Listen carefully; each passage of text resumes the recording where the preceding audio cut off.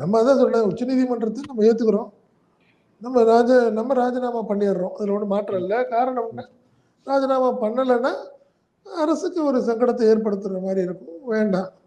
அவங்களா நீக்கினாங்கன்னா அது ஒரு முதல்வருக்கு ஒரு அவப்பெயர் ஆகும். அதுல ஒன்றும் மாற்றம் இல்லை. நம்ம ராஜினாமா பண்றோம்.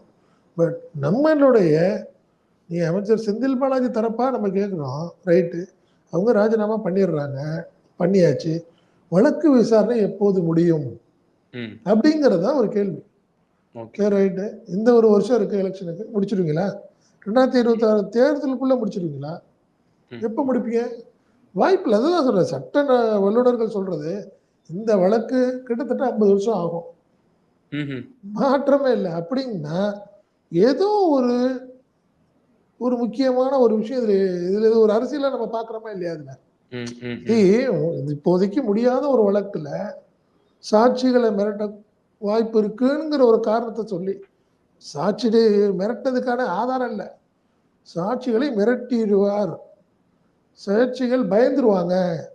காரணம் ஒரு அதிகார மிக்க ஒரு பதவியில் இருக்கிறதுனால அவருக்கு எதிராக சாட்சி சொல்றதுக்கு வரமாட்டாங்க. ரைட்டு, நாங்க ஏத்துக்கிறோம்.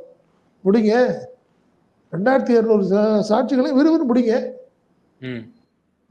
அதாவது ஜூரி நீ வைங்க, ஒரு தனி கோர்ட் வைங்க.